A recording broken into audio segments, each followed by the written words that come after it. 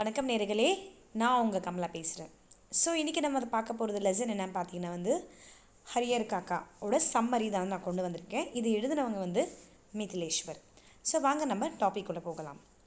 लेखक कहता है कि இப்போ लेखक சொல்கிறாரு, वो हरियर काका के साथ बहुत गहरे से जुड़ा था. लेखक का हरियर काका के प्रति जो प्यार था वो लेखक का उनके व्यापार के और उनके विचारों के कारण था. और दूसरे उसके दो कारण थे. पहला कारण था कि हरियर काका लेखक के पड़ोसी थे और दूसरा कारण था कि उनकी माँ ने बताया था कि हरियर काका लेखक को बचपन से ही बहुत ज़्यादा प्यार करते थे. ஸோ என்ன சொல்கிறாங்கன்னா இங்கே லேखकன்றவர் லேखக்கும் ஹரியர் காக்காவும் ரொம்ப ஃப்ரெண்ட்ஸ் மாதிரி, சரிங்களா. ஸோ இப்போ என்ன ஆயிருக்குன்னா லேखक சின்ன வயசாக இருக்கும் போது லேखक ஹரியர் காக்கா லேखக்கை தூக்கி தூக்கி விளையாடி இருக்கிறாரு. அவர் ரொம்ப பாசமாக இருந்திருக்கிறாரு. யார் மேலே? நம்மளோட லேखक மேலே. யார்? ஹரியர் காக்கா அப்புறம் ரெண்டாவது அவங்க அம்மா ஹரியர் காக்காவை பற்றி நிறைய சொல்லியிருக்காங்க லேखक கிட்ட சரிங்களா. லேखक கிட்ட ஹரியர் காக்காவை பற்றி நிறைய சொல்லியிருக்காங்க. ஸோ சின்ன வயசில் இவங்களோட அன்பு பெரியவனானதும் இவங்க ரெண்டு பேர் ஒரு ஃப்ரெண்ட்ஸ் மாதிரி ஆயிடுறாங்க, சரிங்களா. யார்? ஹரியர் காக்காவும் நம்மளோட லேखकக்கும். नेक्स्ट, बचपन से ज़्यादा प्यार करते. जब लेखक वयस्क हुआ तो उसकी पहली दोस्ती भी हरियर काका के साथ हुई थी. सो द फर्स्ट फ्रेंड लेखक हरियर काका था. लेखक के गांव की पूर्व दिशा में ठाकुर जी का एक विशाल मंदिर था. ஸோ லேखकोட கிராமத்தில் ஒரு ठाकुर ஒரு பெரிய கோவில் இருந்துச்சு. जिस गांव में लोग ठाकुरबारी यानी देवस्थान कहते थे. அதை என்ன சொல்லுவாங்க? ठाकुरबारी இல்லை தேவஸ்தான் தான் சொல்லுவாங்க. அதோட அந்த கோவிலை लोग ठाकुर जी से पुत्र की मन्नत मांगते थे. मुकदमे में जीत, लड़की की शादी किसी अच्छे घर में हो जाए, किसी अच्छे घर हो जाए, लड़के को नौकरी मिल जाए आदि मन्नत मांग. இவங்க நிறைய வேண்டுதல் கேட்பாங்க. எப்படின்னு பார்த்தீங்கன்னா அவங்களுக்கு புத்திரம் வர வேணும். ஸோ என்னோட பையனுக்கு நல்ல ஒரு வேலை, ஸோ ஒரு நல்ல ஒரு இடத்துல ஒரு பொண்ணை கட்டி கொடுக்குறாங்கன்னா, ஒரு இடம் வாங்குறாங்கன்னா, நிறைய விஷயம் என்ன பண்ணுவாங்கன்னா இந்த ठाकुर बाजी கிட்ட கேட்பாங்களா எல்லாரும் मन्नत पूरी होने पर भी लोग अपनी खुशी से ठाकुर बाजी को रुपया, जेवर और अनाज चढ़ाया करते थे. ஸோ அவங்களோட வேண்டுதல் ஃபுல்ஃபில் ஆனதுக்கப்புறம் என்ன பண்ணுவாங்கன்னா அவங்க ठाकुर बाजीக்கு இது ஒரு ட்ரஸ்ட் மாதிரி இது சரிங்களா. ஸோ மக்கள் அவங்களுக்கு கிரெயின்ஸ், அதாவது அரிசி பருப்பு தானம் பண்ணுவாங்களா. ஸோ சில பேர் என்ன பண்ணுவாங்களா, தன்னோட பாதி சொத்து கூட அந்த ठाकुर बाजीக்கு எழுதி வச்சுருவாங்களாம். जिससे वो बहुत अधिक खुशी होती तो वो अपने खेत का छोटा सा भाग ठाकुर बाजी को भी कर देता थे. और ये तो एक तरह ये प्रथा भी बन गई थी. लेखक कहता है कि उसका गांव अब गांव के नाम से नहीं बल्कि देवस्थान की वजह से ही पहचान जाता है. ஸோ லேखक சொல்கிறாங்கன்னா அந்த பேர் அந்த கிராமம்னா தேவஸ்தானோட பேரில் தான் அந்த கிராமம் பிரபலமாக ஃபேமஸாக நிறைய பேருக்கு தெரியுமா. தேவஸ்தானாலே அந்த பர்டிகுலர் அந்த கிராமம் தான் தெரியுமா. हरियर काका ने अपनी परिस्थितियों के कारण देवस्थान में जाना बंद कर दिया था. தன்னுடைய சில ரீசனால் அவர் देवस्थान போகிறதுக்காக ஸ்டாப் பண்ணிடுறாரு. मन बहलाने के कारण लेखक भी कभी कभी देवस्थान चला जाता था. ஸோ பொழுதுபோக்குறதுக்காக மனசு இப்போ ஒரு கோவிலில் போனால் நம்மளுக்கு எப்படி இருக்கும், அந்த மாதிரி ஒரு மனசுக்கு நிம்மதி கிடைக்கும்.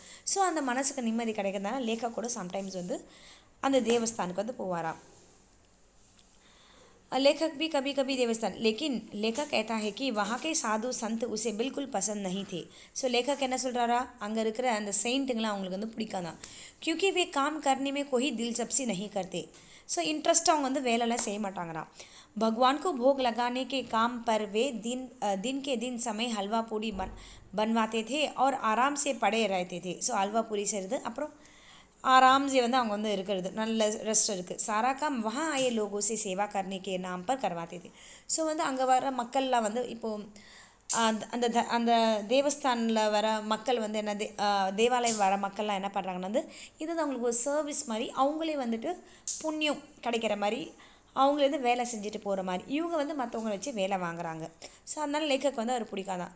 वे खुद अगर कोई काम करते थे तो वो था बातें बतवाने के काम.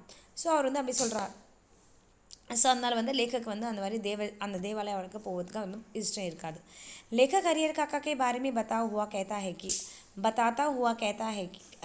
है कि हरिहर काका और उनके 3 भाई है. ஸோ இப்போ வந்து லேखक வந்து என்ன பண்ணுறாரா வந்து ஹரியர் காக்காவோட பற்றி வந்து சொல்கிறாராம். ஸோ ஹரியர் காக்கா பற்றி என்னன்னு சொல்கிறாரு வந்து ஹரியர் காக்கா வந்து அவரோட 3 அண்ணன் தம்பிங்க இருந்தாங்களாம். சப்கி ஷாதி ஹோ சுக்கி ஹே, எல்லாருக்கும் வந்து 3 பாய் 3 அண்ணங்க இருந்தாங்க, 3 தம்பிங்க. सबकी शादी हो चुकी, எல்லாருக்கும் வந்து கல்யாணம் ஆயிடுச்சு. ஹரியர் காக்கா के अतिरिक्त सभी 3 भाइयों के बाल बचे थे. ஹரியர் காக்கா தவிர வீட்டில் இருக்கிற எல்லாருக்கும் வந்து குழந்தை குட்டி எல்லாருக்கும் இருந்துச்சான். ஆனால் ஹரியர் காக்கா வந்து பசங்க கிடையாதான். कुछ समय तक तो हरिहर काका की सभी चीज़ें का अच्छे से ध्यान रखा गया. ஸோ சில நொடிகள் வந்து ஹரியர் காக்கா வந்து ரொம்ப நல்லா பார்த்துருந்துருக்குறாங்க. परंतु फिर कुछ दिनों बाद हरिहर काका को कोई पूछने वाला ही नहीं था. After sometimes no one is asking about the Harihar Kaka. लेखक कहता है कि अगर कभी हरिहर काका के शरीर की स्थिति ठीक नहीं होती तो हरिहर काका पर मुसीबतों का पहाड़ ही गिर जाता, क्योंकि इतने बड़े परिवार के रहते भी हरिहर काका का कोई पानी भी नहीं पूछता था. அதாவது வந்து அவருக்கு உடம்பே சரி இல்லாதனால எல்லாரும் வந்து ஏன்னா வந்து நான் உங்கள் வீட்டில் வந்து நிறைய மெம்பர்ஸ் இருக்கிறவங்க, ஸோ எல்லோரும் வந்து அவங்கள வந்து பார்க்கலாம். ஆனால் வந்து இங்கே வந்து அப்படி நடக்கலை. ஏன்னா வந்து யாரும் வந்து தண்ணி கூட கேட்டால் கூட கொடுக்க மாட்டாங்களாம். ஸோ அந்த மாதிரி இருக்கிறாங்க எல்லாரும் வந்து. बारामती के कमरे में पड़े हुए हरिहर काका को अगर किसी चीज़ की ज़रूरत होती तो उन्हें खुद ही उठना पड़ता था. அதாவது அவர் வறண்டாவில் இருப்பாரா, இஃப் யூ நீட் சம், அவருக்கு வந்து ஏதாவது ஒரு திங்ஸ் வந்து அவருக்கு தேவைப்பட்டுச்சுன்னா அவரே கூட்னா himself he can come himself, அவராக வந்து தான் அவருக்கு தண்ணி எதை வேணாலும் அவரை வந்து எடுத்துக்கலாமா. एक दिन उनका भतीजाना அந்த மாதிரி அவங்களோட அக்கா பசங்க, ஓகேங்களா, भतीजाना निव्युன்னு சொல்லுவாங்க. शहर से अपने एक दोस्त के घर ले आया. ஸோ சிட்டிலேருந்து வந்து அவங்களோட ஃப்ரெண்டு வீட்டுக்கு வந்து வராங்க. ஷஹர் से சிட்டிலேருந்து கிராமத்துக்கு அவங்க ஃப்ரெண்டு வீட்டுக்கு வராங்களா. उन्हें आने की खुशी में 2-3 तरह की सब्जियाँ, बजके चटनी, रायता और भी कुछ அதாவது அவங்க வராங்கன்னு சொல்லிட்டு அந்த பத்தீஜா வரான்னு சொல்லிட்டு என்ன பண்ணுறாங்களா, பத்தீஜான்னு யாருன்னா இப்போ என்னோட அக்கா பசங்க இருக்கா, தங்கச்சி பசங்க அக்கா பசங்க, அவங்க வந்து பத்தீஜான்னு சொல்லுவோம். நம்ம வந்து கசின் நெவ்யூன்னுவாங்க. ஹரியர் காக்கா குஸ்ஸிமே வராமாதே ஒரு சரி, அதாவது வந்து என்ன பண்ணுறாங்கன்னா வந்து அந்த பத்தீஜா வந்ததும் அவங்க வீட்டில் வந்து நிறைய வெரைட்டியே செய்கிறாங்களா. ஸோ ஹரியர் காக்கா என்ன நினச்சாருன்னா, ஓகே இன்றைக்கி வந்து நம்மளுக்கு வந்து நல்ல சாப்பாடு கிடைக்கும் போல். ஸோ ஏன்னா அந்த பத்தீஜா வந்து வந்ததுனால இவங்க வந்து வெரைட்டியே செய்கிறாங்க. ஆனால் வந்து இங்கே பார்த்தீங்கன்னா வந்து ஹரியர் காக்காவுக்கு வந்து யாருமே வந்து கண்டுக்க கூட இல்லையா. அவருக்கு பழைய சாதமாக கஞ்சியும் தான் கொடுக்குறாங்க ஹரியர் காக்காவுக்கு வந்து. ओके.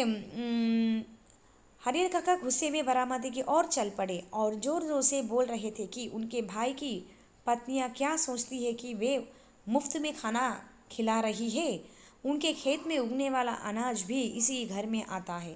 ஸோ அவர் என்ன சொன்னாங்க, என்ன அவங்க வந்து என்ன ஊசியை சாப்பிட்றான்னு நினைக்கிறாங்களா, இங்கே சாப்பிட்ற ஒவ்வொரு சாப்பாடும் வந்து என்னோடய வயல்லேருந்து தான் வர்றது தான், நான் ஒன்றும் இங்கே வந்து ஊசியில் சாப்பிட்லன்னு சொல்லி அவர் வந்து சொல்கிறாராம். அடுத்தது, हरिहर काका के गुस्से का महंत जी ने लाभ उठाने की सोची. ஸோ மஹந்த்ன்ற வந்து அதே ட்ரஸ்ட்டில் வந்து வேலை இருக்கிறவர் தான். ஸோ மஹந்த்ன்றது என்ன பண்ணுறாருனா வந்து ஆஹா இதுதான் வந்து நம்மளுக்கு வந்து வாய்ப்பு, இந்த வாய்ப்பை வந்து நம்ம வந்து அனுபவிக்கணும்னு சொல்லிட்டு இந்த மௌக்கா வந்து அந்த சான்ஸை வந்து எடுத்துக்கிறாரு. महंत जी हरिहर काका को अपने साथ देवस्थान ले गए और हरिहर काका को समझाने लगे. ஸோ மஹந்த் வந்து என்ன பண்ணுறாருனா வந்து ஹரியர் காக்காவை அந்த தேவஸ்தானுக்கு வந்து கூட்டிகிட்டு போகிறாரு. தென் he is going to explain उनके भाई का परिवार केवल उनकी ज़मीन के कारण ही उनसे जुड़ा है. ஸோ உங்களோட அண்ணன் தம்பிங்க வந்து எதுக்காக தெரியுமா உங்கள் கூட இருக்கிறாங்க, உங்ககிட்ட இருக்கிற சொத்துக்காக தான் அவங்க வந்து உங்கள் கூட இருக்கிறாங்க. किसी दिन अगर हरिहर काका यह कह दे कि वे खेत में किसी और के नाम लिख रहे हैं तो वो लोग उनसे बात करना भी बंद. ஸோ ஒரு நாள் வந்து நீங்கள் என்ன சொல்லுவீங்கன்னா வந்து உங்களோட வயல் வந்து வேறு யாருக்கிட்ட பேரில் நீங்கள் எழுதி வைக்கிறீங்கன்னு சொன்னீங்கன்னா உங்கள் வீட்டில் இருக்கிறாங்க ஆளுங்க வந்து உங்கள்கிட்ட பேசக்கூட மாட்டாங்க. खून के रिश्ते खत्म हो जाएंगे. அதுக்கப்புறம் வந்து இந்த பிளட் ரிலேஷனே வந்து முடிஞ்சு அந்த பிரெயின் வாஷ் பண்ணுறாங்க. யார், இந்த மஹந்த் வந்து ஹரியர் காக்கா வந்து நல்லா பிரெயின் வாஷ் பண்ணுறாரு. பிரெயின் வாஷ் பண்ணிவிட்டு அந்த சொத்தில் வந்து இவங்க அபரிஜிக்கல் இவங்க வந்து அடாப்ட் பண்ணிக்கலாம், எல்லாமே நாங்கள் எடுத்துக்கலான்னு சொல்லிட்டு. महंत हरिहर काका से कहता है कि उनसे हिस्से में जितने खेत है उनको भगवान के नाम लिखे दे. ஸோ உங்களோட அவருக்கு வந்து எவ்வளோ சொத்து இருக்கோ பகுதி, அந்த எவ்வளோ சொத்து இருக்கோ இதெல்லாம் வந்து கடவுளோட பேரில் வந்து நீங்கள் எழுதிடுங்க. ऐसा करने से उन्हें सीधा स्वर्ग प्राप्त होगी. அதாவது வந்து நீங்கள் வந்து உங்களோட சொத்துங்கள்லாம் வந்து நீங்கள் வந்து தேவஸ்தானுக்கு வந்து எழுதி வச்சிட்டிங்கன்னா நீங்கள் வந்து ஸ்ட்ரைட்டாக வந்து சொர்க்கத்துக்கு போயிடுவீங்க. நீங்கள் இறந்ததுக்கப்புறம் நீங்கள் இந்த நரகத்துக்குலாம் போக மாட்டீங்க. செத்ததுக்கப்புறம் யார் சொர்க்கத்துக்கு போவாங்க, யார் நரகத்துக்கு போவாங்க, யாருக்கு என்ன தெரியும். ஆனால் இவங்க வந்து இப்படிலாம் பிரெயின் வாஷ் பண்ணுறாங்க. ஸோ நீங்கள் இறந்ததுக்கப்புறம் வந்து உங்களோட பேர் வந்து இங்கே இருக்கும், இம்மார்ட்டலாக இருக்கும். ஸோ ஹரியர் காக்கா வந்து நம்மளோட தேவஸ்தானுக்கு வந்து இவ்வளோ கொடுத்தாரு சொல்லிட்டு நீங்கள் இறந்து போனால் கூட உங்கள் பேர் வந்து இந்த கோவிலில் வந்து லைஃப் லாங்காக இருக்கும் சொல்லிட்டு இவங்க வந்து நல்லா ब्रेन वॉश பண்ணுறாரு யார் महंत வந்து सुबह होते ही हरियर काका के 3 भाई देवस्थान पहुंच गए. ஸோ மார்னிங் ஆன உடனே விடிஞ்சதுக்கப்புறம் ஹரியர் காக்காவோட 3 தம்பிகளும் வந்து என்ன தேவஸ்தானுக்கு வராங்க.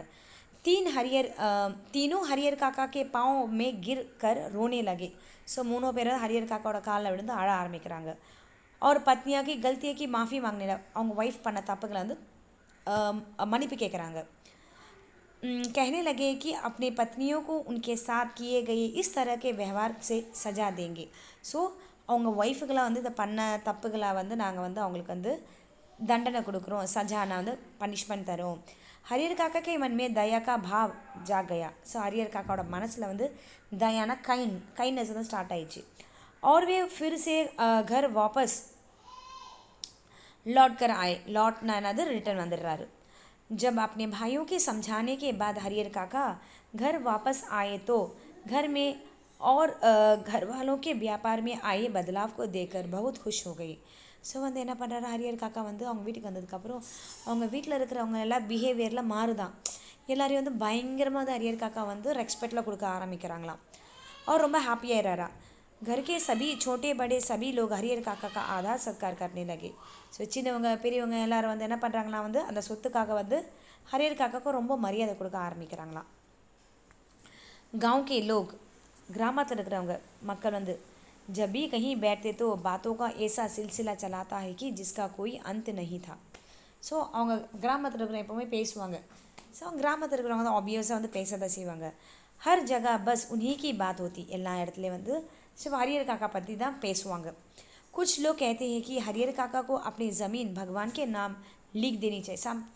சில பேர் சொல்கிறாங்களாம் ஹரியர் காக்கா வந்து அவரோட சொத்து வந்து கடவுள் பேரில் தான் எழுதணும். इससे उत्तम और अच्छा कुछ नहीं हो सकता. இதோட கிரேட் எதுவுமே கிடையாது. इससे हरियर काका को कभी न खत्म होने वाली प्रसिद्ध प्राप्ति होगी. எப்பவுமே வந்து அழியாத ஒரு ஃபேமஸ் ஆகிடுவார் அவர் வந்து. इसके विपरीत कुछ लोग कि ये मानते थे कि भाई का परिवार भी तो अपना ही परिवार होता है. ஸோ சில பேர் என்ன சொல்கிறாங்க வந்து தேவஸ்தானுக்கு எழுதி கொடுக்குறாங்கன்னா சில பேர் என்ன சொல்கிறாங்க தம்பியோட ஃபேமிலி வந்து தன்னோட இது தானே அவங்க வந்து அவங்களுக்கே கொடுக்கலாம்லன்னு சொல்கிறாங்க. அப்படி ஜாயதாத் உன்னை என்ன தேனேக்கே உனக்கு அநியாய கர்னா होगा. ஸோ இது வந்து அநியாயம் அவங்களோட தம்பிங்களுக்கு கொடுக்கலன்னா. हरियर काका को के भाई उनसे प्रार्थना करने लगे कि वे अपने हिस्से की ज़मीन को उनके नाम लिखवा दे. அதாவது அவங்க தம்பிகளை வந்து ரெக்வெஸ்ட் பண்ணுறாங்க உங்களோட என்னென்ன இருக்கோ நீங்கள் வந்து எங்களுக்கு வந்து எங்களோட பேர் எழுதி கொடுங்க. इस विषय पर हरियर काका ने बहुत सोचा और अंत में इस परिणाम पर पहुँच के ही अपने जीते जी अपने जायदाद का स्वामी किसी और को बनाना ठीक नहीं होगा. ஓகே ஸோ வந்து நம்ம உயிரோடு இருக்கிற வரைக்கும் இந்த சொத்து வந்து அங்கே தேவஸ்தானுக்கும் இல்லாமல் யார் பேரில் நம்ம வந்து எழுதி வைக்க வேணாம் சொல்கிறாரா. फिर चाहे वो अपना भाई हो या मंदिर क्या महंत हो, क्योंकि उन्हें अपने गांव और इलाका के वे कुछ लोग याद आए जिन्होंने अपनी ज़िंदगी में ही अपनी जायदाद को अपने रिश्तेदारों या किसी और के नाम लिखवा दिया था. उनका जीवन बाद में किसी कुत्ते की तरह हो गया. அதாவது வந்து அவருக்கு வந்து மைண்டில் வந்து வருதான் ஆஹா நம்ம வந்து கிராமத்துலேயே நம்ம பார்த்துருக்கோம். சில பேர் வந்து என்ன சில பேர் இருக்கிறாங்க அவங்க சொத்துலாம் வந்து தன்னோட சொந்தக்காரங்களுக்கோ தன் அண்ணன் தம்பி பசங்களுக்கு எழுதி கொடுத்ததுக்கப்புறம் அவங்க வந்து நாய் படாத கஷ்டம் வந்து பட்டாங்க. ஓகே ஸோ நம்மளும் வந்து நாளைக்கு வந்து சொத்தை நம்ம எழுதி கொடுத்துட்டோன்னா நம்மளும் வந்து நாய் மாதிரி தான் நம்மளுக்கு வந்து கஷ்டம் அனுபவிப்போம். ஓகே நம்ம உயிரோடு இருக்கிற வரைக்கும் இந்த சொத்து வந்து நம்ம யாருக்கும் எழுதி கொடுக்க வேண்டாம் சொல்லி ஒரு டிசிஷனில் வராரு அவர் வந்து. उन्हें कोई पूछने लिखवा दिया तो उनका जीवन में कुत्ते की तरह. उन्हें कोई पूछने वाला भी नहीं था. यार கேட்குறவங்க ஆளே கிடையாது. हरियर काका बिल्कुल भी पढ़े लिखे नहीं थे, परंतु उन्हें अपने जीवन में एकदम हुए बदलाव को समझने गलती नहीं हुई और उन्होंने फैसला कर लिया कि जीते जी किसी को भी अपनी ज़मीन नहीं. அதாவது அவர் எழுத படிச்சவரெலாம் கிடையாது, ஆனால் ஏஸ் அ எக்ஸ்பீரியன்ஸ் அந்த லைஃப் எக்ஸ்பீரியன்ஸ் எல்லாருக்குமே இருக்கும். ஸோ அதனால் அவர் சொல்கிறார், நான் உயிரோடு இருக்கிற வரைக்கும் என் சொத்து சொகை வந்து நான் யாருக்குமே கொடுக்க மாட்டேன், நான் என்கிட்டே இருக்கட்டும்னு. लेखक कहता है कि जैसे जैसे समय बीत रहा था महन जी की परेशानियों बढ़ती जा रही थी. ஸோ வந்து டைம் போயிட்டே இருந்து மெஹந்த் வந்து என்ன பண்ணாரா வந்து அவர் வந்து ரொம்ப டார்ச்சர் பண்ணிகிட்டே இருக்கிறாராம். उन्हें लग रहा था कि उन्होंने हरिहर काका को फंसाने के लिए जाल फेंका था. So he thought okay Harihar காக்கா வந்து தனக்குள்ளே கைக்குள்ளே போட்டுறதுக்காக இவர் வந்து சடையந்திரம் அதாவது வந்து சம் ட்ரிக்ஸ் பண்ணுறாரு. ஹரிஹர் காக்கா உஸ்ஸே பாஹர் நிக்கல் ஆயே. ஸோ அவரோட போட்ட வலையில் வந்து ஹரிஹர் காக்கா தப்பிச்சு வெளியே வந்தார். சரிங்களா, மகந்த் போட்ட வலையில் வந்து அவர் மாட்டிக்கலை. यह बात महन जी के सहन नहीं हो रही थी.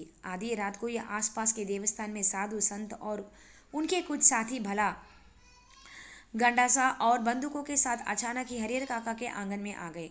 ஸோ என்னடா இது நம்ம போட்ட வலையில் வந்து அவர் வந்து மாட்டிக்கலையே, என்ன இது, ஓகே நம்ம வந்து இதுக்கப்புறம் ஒரு பிளான் போடுவோம். ஸோ சொல்லிவிட்டு இவர் என்ன பண்ணுறாருனா வந்து அந்த தேவஸ்தானம் இருக்கிற செயின்ட்டு அவங்க சில ஆளுங்கள்லாம் கூப்பிட்டுட்டு துப்பாக்கியோட ஹரிஹர் காக்காவோட வீட்டு வாசலில் வந்து போகிறாங்களாம். இதுக்கப்புறம் என்ன நடக்குதுன்னு பார்ப்போம். इससे पहले हरिहर काका के भाई कुछ सोचे और किसी को सहायता के लिए आवाज़ लगाकर बुलाएं. இதுக்கு முன்னாடி வந்து அவங்க தம்பிகளை வந்து ஹெல்ப்புக்காக வந்து கூப்பிட்றாங்க. तब तक बहुत दूर हो गई थी. हमला करने वाले हरिहर काका को अपनी पीठ पर डाल कर कहीं गायब हो गए थे. ஸோ அவர் வந்து கூட்டிகிட்டு போக ஆரம்பிச்சுக்கிறாங்க. हरिहर काका को देवस्थान ले गए थे. हरिहर काका வந்து தேவஸ்தானுக்கு கூட்டிகிட்டு போயிட்டாங்க. एक और तो देवस्थान के अंदर जबरदस्ती हरिहर काका के अंगूठे का निशाना लेने और पकड़कर समझाने का काम चल रहा था. ஸோ என்ன பண்ணுறாங்கன்னா இங்கே வந்து தேவஸ்தானில் வந்து ஹரிஹர் காக்கா அந்த பேப்பர்லேருந்து அவரோட கையெழுத்து தான் போட முடியாது. அங்கூட்டானா கை நாட்டம் அந்த கை நாட்டம் வந்து வைக்க சொல்கிறாங்க. நீங்கள் வந்து வைங்க, ஓகே ஃபிங்கர் இது வைங்க நீங்கள் வந்து. அப்புறம் வந்து புரிய வைக்கிறாங்களாம். तो वैसी दूसरी ओर हरिहर काका को तीनों भाई सुबह होने से पहले ही पुलिस की जीप लेकर देवस्थान पहुंच गए. ஸோ விடியறதுக்கு முன்னாடியே வந்து அவங்க தம்பிங்கெல்லாம் வந்து என்ன பண்ணுறாங்கன்னா வந்து அவரை கூட்டிகிட்டு போலீஸை கூட்டிகிட்டு தேவஸ்தானுக்கு வந்து வந்துடுறாங்க.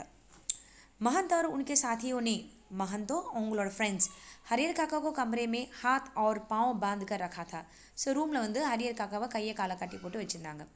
और साथ उनके मुँहों में कपड़ा का ठूसा गया था ताकि आवाज़ न कर सके. ஸோ வாயில் வந்து துணி மூட்டை கூட வச்சுருந்தாங்களா, ஏன்னா அவர் வந்து சத்தம் போடக்கூடாதுன்னு சொல்லிட்டு. परंतु हरिहर काका दरवाजे तक लुढ़ते हुए आ गए थे. அதாவது அப்படியே க்ரால் ஆகிட்டு வந்திருக்கிறாரு கதவாண்ட வரைக்கும். और दरवाजे पर अपने पैरों को धक्का दरवाजे पर கதவாண்ட வந்து காலால் வந்து தள்ளி விடுறாரு, தட்டுறாரு. ताकि बाहर खड़े उनके भाई और पुलिस को उन्हें बचा सके. அதாவது வந்து நம்ம அங்கே வந்து சைன் லாங்குவேஜ் பண்ணுறாரு, கதவு தட்டுறதும் இது பண்ணுறாரு, ஏன்னா வந்து வெளியே இருக்கிறவங்க வந்து அவங்க வந்து உள்ள காப்பாற்றட்டும்னு சொல்லிட்டு. दरवाजा खोल कर हरिहर काका को बंधन से मुक्त किया. ஸோ கதவை திறந்துட்டு அவர் வந்து கட்டி வச்சது வந்து அவங்க வந்து எல்லாருமே வந்து விடுதலை பண்ணுறாங்க.